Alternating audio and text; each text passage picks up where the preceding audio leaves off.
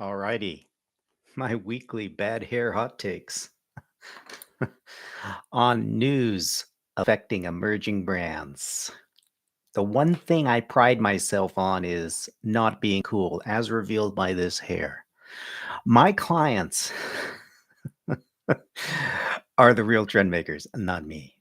So I'm totally happy to admit that I literally had no idea what Trip was before this morning's press release. Seriously. Trip um, entered the US, apparently, very quietly, in 2019. I was too busy writing my book. And it did it by extending its UK-based CBD, cannabinoid, soft drinks across the pond.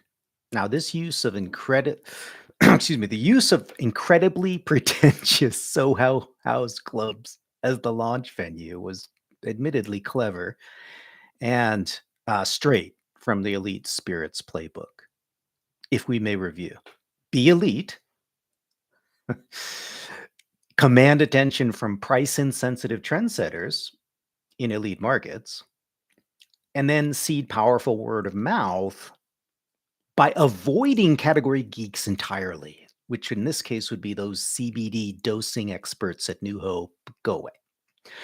Who cares most about a non alcoholic relaxation beverage that allows you to wake up early and then perform like a madman? Not your average middle class young desk worker who is probably okay being a little hungover, but rather younger and mid career high octane professionals who care about nonstop, endlessly high work performance output, whatever the hell that is. What many missed since the pandemic is that Trip quietly pivoted to a non CBD platform in the US. And anyone familiar with the complex and confusing regulatory landscape for CBD here in the US can understand why. I mean, consider how long it took Recess to reach the low eight figures. Even with an initial New York focus, they also had a raise recently. Trip's actual pivot point, though, is unclear, or I couldn't figure it out at least. But I believe it occurred sometime in the last 2 years, and they're certainly selling it now hard on their website. Trip in the US has been experiencing rapid growth with its new line of magnesium drinks, powders, and gummies. And how did it get to 10,000 retail doors without my noticing?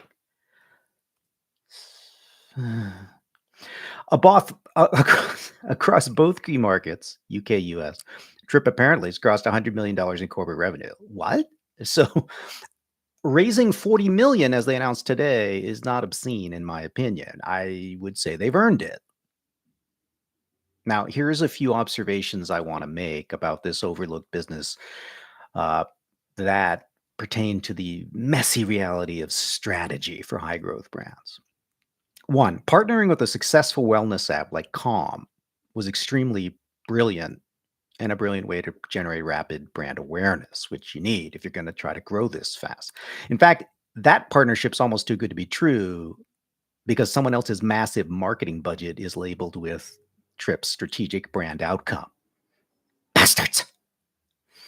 We are all not so lucky.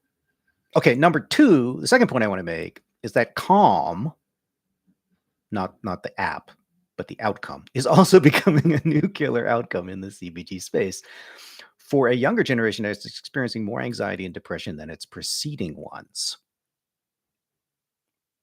But actually, there's something really critical. It's not that they're actually experiencing more depression and anxiety, it's that their educated Gen Z is much less interested in coping with their depression and anxiety through drug abuse and alcohol abuse.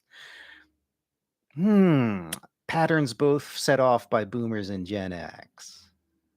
I wonder why this can be.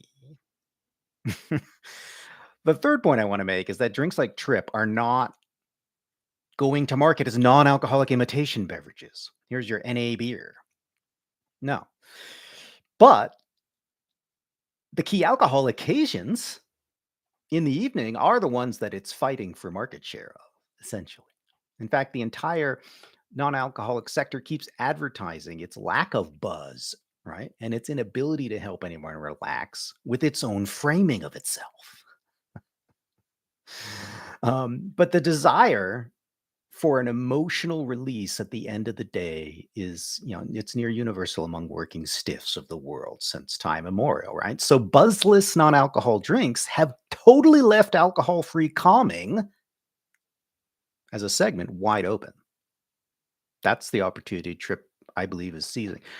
Now, using magnesium in the US drinks instead of CBD is a little novel and clever approach. And I'm so untrendy, I would have no idea how valuable that really is. The fourth final point that I want to make, much more important in a way, given the money they just accrued, is platforming, man. That worries me here. The gummies, powders, what's going on? Anyone who's studied, as have I, alternative OTC medicine trends in the United States knows that Americans almost always prefer pills or gummies to non dosable formats when they're chasing organ level medical outcomes. Now, this is really doesn't work in food. While a beverage container, true, it has an implicit known volume, it's still easily overconsumed, and consumers subconsciously recognize that. So the occasion has to provide the dosing function. Afternoon soft drinks and party occasions don't provide any kind of sense of control over soft drink consumption. But evening relaxation, you know, trip instead of a glass of wine, that's where it might fit culturally. So as Trip grows its gummies and powders,